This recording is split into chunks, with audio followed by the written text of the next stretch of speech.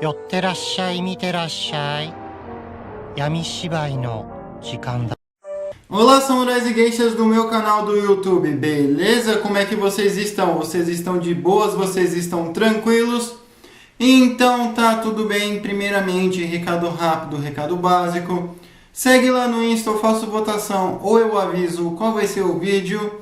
Segundo recado, curte a página do canal no Face, eu faço postagens diárias, curiosidades rápidas, coisas que não dá pra ficar postando aqui no canal toda hora. E por último, mas não menos importante, eu vou deixar tanto no card quanto na descrição as últimas 5 teorias, inclusive a teoria e se a Espanha fosse um país comunista, que é basicamente, uma bifurcação dessa teoria daqui, beleza? E quem já puder dar aquele apoio logo no início, eu agradeço também. E bem, a teoria de hoje é: e se a Espanha ainda fosse um país falangista, né? Para quem não manja, eu vou contextualizar depois. E bem, para quem não conhece esse quadro de teorias, eu pego fatos que poderiam ter dado certo, aí eu moldo ele de uma maneira plausível para que nossa teoria aconteça. Nada é, aconteceu porque eu quis. Entende? Eu sempre pego fatos plausíveis e moldo de uma maneira plausível, porque senão não teria motivo para ter teoria. E também, eu pego os 3 fatos, mais importantes mundialmente falando, que é a Primeira Guerra Mundial, Segunda Guerra Mundial, Guerra Fria e, por último, a conclusão e, às vezes, alguma coisinha ou outra específica do país. Beleza? Mas, enfim, sem enrolação, que eu já enrolei demais, vamos direto ao vídeo. E bem, eu vou dar um contexto para vocês, que durante, de 1936 a 1939, o Francisco Franco, os falangistas /fascistas, estavam ali guerreando com diversos outros grupos ideológicos ali pelo domínio da Espanha. E eles acabaram ganhando. Porém, eles não entraram diretamente na Segunda Guerra, só com alguns voluntários. Passado esse tempo, em 1975, Francisco Franco morreu, o movimento, entre aspas, também morreu, e a Espanha voltou a ser uma monarquia. Mas como é que seria se o Francisco Franco, apesar de ter falecido, ele tivesse nomeado alguém, ou então alguém tivesse tomado esse vácuo do poder antes do rei subir ao trono? Então, bora lá. Bem, acredito que nós podemos pular toda a Primeira Guerra Mundial, Segunda Guerra Mundial, e já vamos de Guerra Fria pré-falecimento ali do Francisco Franco. Bem, vamos começar, para ser mais especificamente, 5 anos antes do Francisco Franco falecer, em 1970. Ele já todo velho, ele poderia pensar, putz, meu regime vai acabar e tudo que eu construí vai por água abaixo. Então, ele poderia nomear alguém bem próximo a ele, e essa pessoa bem próxima a ele já poderia até mesmo subir no cargo, sendo um fantoche durante 5 anos, até ele vir a falecer, e aí continuar com o governo falangista da Espanha, que seria basicamente uma ditadura militar, só que um pouco mais pesada. Tá, e como é que seria esse período? Seria um período bem conturbado. O porquê? Porque o rei, eles poderiam até mesmo prender o rei, porque eles poderiam blefar falando que o negócio acabou, que a Espanha está livre dos comunistas. E o rei poderia pensar, beleza, vou sentar ao trono. E assim que o rei retornasse à Espanha, aliás, eu não sei se ele pegou exílio, comentem aí se ele pegou exílio, desculpa, eu não estudei essa parte. E a partir do momento em que ele retornasse à Espanha, retornasse ao trono, ele iria preso ou talvez até mesmo empacotado. Por quê? Porque prendendo, ou melhor dizendo, empacotando o rei, seria como uma adaga ali no coração da monarquia espanhola. Então, iria acabar com o símbolo ali da monarquia, e provavelmente a partir daí eles já poderiam até mesmo mudar o nome da Espanha para República Falangista da Espanha. Olha que nome aí. Ou então República Falangista Espanhola. Também é uma possibilidade. E a bandeira, obviamente, se a bandeira da falange, se tanto a águia marota quanto o jugo e as flechas. Mas tem uma outra coisinha, os guerrilheiros. Os guerrilheiros, eles não acabaram, né, enquanto o Francisco Franco estava vivo. Então, eles, né, por mais que tivessem perdido a guerra, não perderam o fôlego. E esses atritos provavelmente ficariam muito mais constantes e provavelmente ficariam muito mais fortes, né, devido ao ápice ali da Guerra Fria nos anos 70, principalmente ali na Ásia, né, Alemanha Oriental. E a partir disso, né, ó, e sem contar, né, que Cuba também nesse tempo já era um país comunista, então muitos voluntários de esquerda, muitos voluntários comunistas, socialistas, eles poderiam sim aderir à causa espanhola e de algum modo entrar na Espanha, né, através de, sei lá, da França ou então através de Portugal, apesar, né, que Portugal no momento também era fascista, mas enfim, eles têm ali várias rotas para entrar, a Espanha tem 2 saídas para o mar, então entrar de um modo clandestino, então pagando, enfim, de algum modo eles conseguem entrar. Quem consegue sair de Cuba consegue entrar em Cuba também, então seria isso com a Espanha. E isso não acredito que passaria a ser uma nova guerra civil espanhola. Mas eu acredito que provavelmente seria uma série de incidentes um atrás do outro que talvez poderia até ser considerado ali uma pré-guerra civil, uma pré-batalha ali que poderia ser crescer para um incidente muito maior. E, obviamente, né, a União Soviética, Cuba e Coreia do Norte talvez poderiam apoiar esses guerrilheiros e outros países e outros países comunistas. E bem, como nós estamos falando dos anos 70 ainda, dessa revolta da guerrilha, sabendo que o regime não vai acabar mesmo com a morte do Franco, eu acredito que Portugal também pode ajudar os falangistas. Sim, os falangistas, porque nesse tempo Antônio de Oliveira Salazar ainda estava no poder, então ele ainda poderia mandar armas ali para a Espanha. Por mais que ele não compactuasse tanto assim com o fascismo, ele ainda assim era fascista, né? E para ele é melhor ter um vizinho da ideologia dele do que um vizinho de uma ideologia contrária.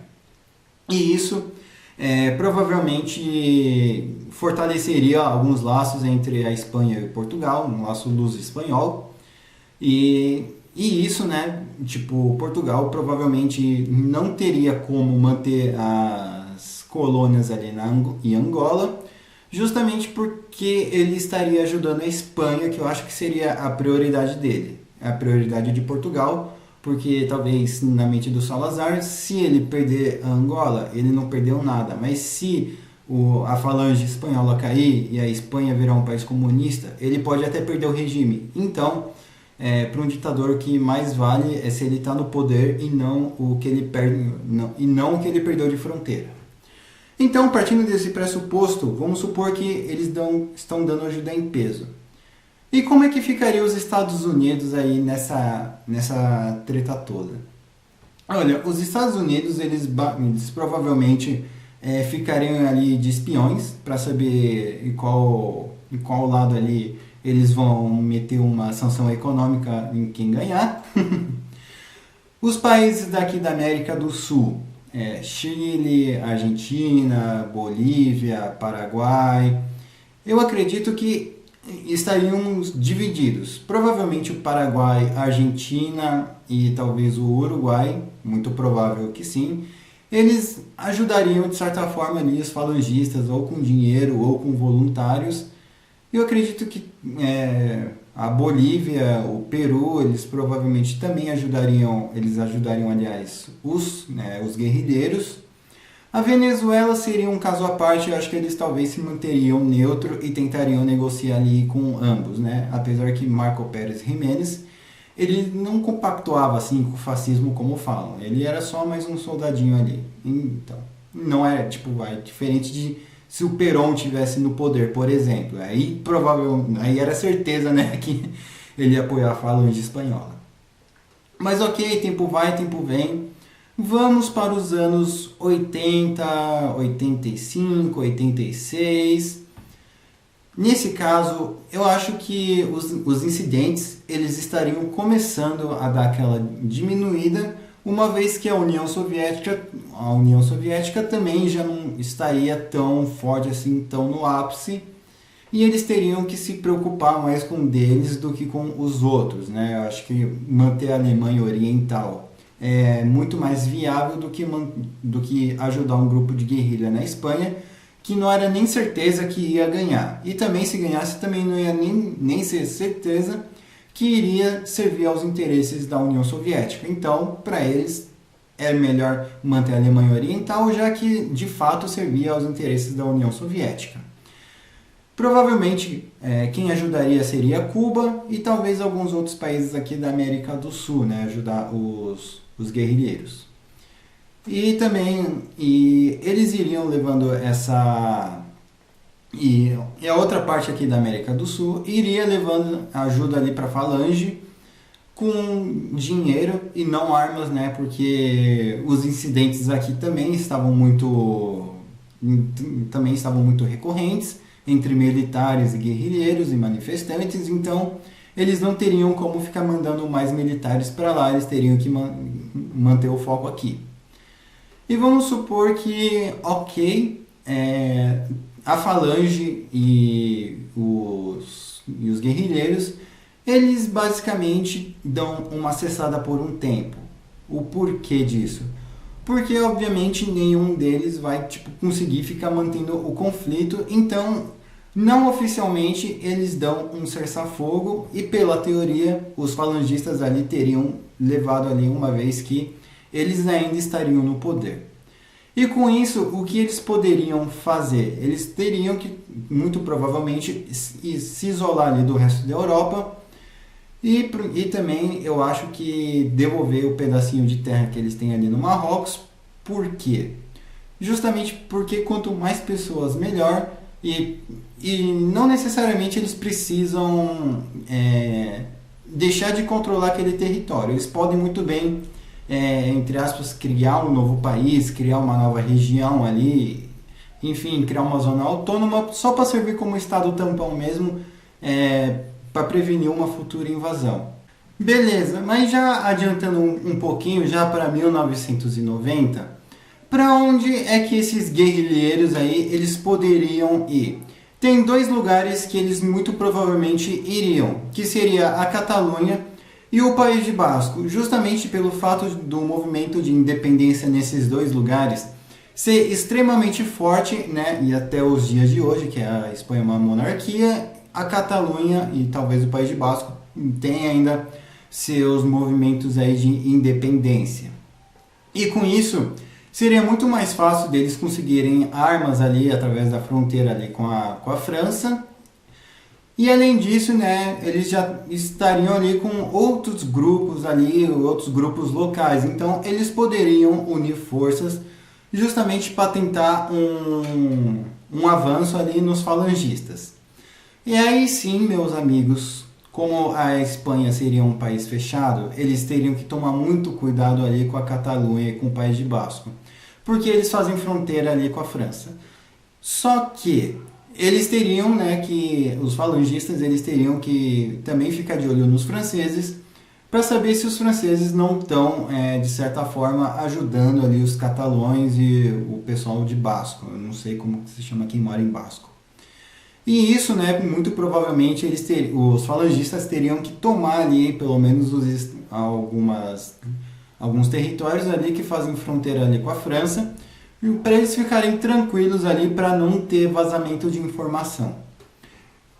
E a partir do momento em que eles conseguissem tomar esses lugares aí que fazem fronteira com a França, aí, meus amigos, como a Espanha seria um país fechado, que Deus tenha piedade do País de Basco e da Catalunha, viu? Porque o negócio ia ficar muito ruim para eles. Novamente, talvez isso até poderia ser considerado ali, eu não digo que uma guerra civil, mas um incidente muito pesado ali com manifestantes poderia ocorrer com muita frequência e muito abuso de poder também. E com isso, muitas pessoas inocentes poderiam se ferrar com isso. Então, os falangistas teriam que trabalhar muito bem na propaganda. E já adiantando um pouquinho já, né, para os dias de hoje, como é que seria, né, a Espanha no meio tipo da Europa de hoje? Eu acredito que muito provavelmente, né, a Espanha sofreria sanções econômicas. A Espanha, muitos arrumariam como tentar fugir para Portugal, tentar fugir para a França, para a Inglaterra. A Espanha não faria parte da União Europeia por motivos óbvios, né? E eu acredito que rolaria muito protesto ali também, tipo, nos países vizinhos, né? Como eu acabei de falar, Portugal e França. E isso também poderia fazer o quê? Poderia, tipo, resultar em uma crise de refugiados ali, tanto para Portugal quanto para a França, ou então até mesmo para Gibraltar, em que, né, até hoje se discute se é da Inglaterra ou se é da Espanha. E eu acredito que a partir de 2010 para cá, eu acho, né, e tenho quase certeza, que eles não seriam mais um governo militar. Eles poderiam sim manter o falangismo na Espanha, só que eles não governariam mais com roupas militares, né? Eles não usariam essas roupas para não demonstrar que eles estão, de certa forma, em guerra ou preparados para guerra, enfim, como entendam como quiserem. E provavelmente, né, eles usariam algum terno, alguma roupa mais aparentável mídia fora para não transparecer aquela imagem pesada de um general. Eles muito provavelmente usariam ternos, né, para mostrar que eles são intelectuais, que eles estão tudo nos conformes. É como se tivesse a China do Mao Tse Tung com a China do Xi Jinping, entende? Por mais que a gente sabe que rola alguma coisa ali, o Xi Jinping não usa uniforme militar igual o Mao Tse Tung usava, entende? Então é mais ou menos essa comparação aí que eu queria ter.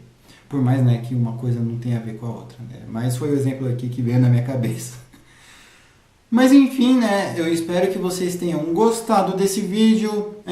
Por favor, curte aí, comenta o que vocês acrescentariam, o que vocês removeriam, comentem a teoria de vocês, eu demoro, mas eu faço, beleza? Enfim, eu espero que vocês tenham gostado desse vídeo.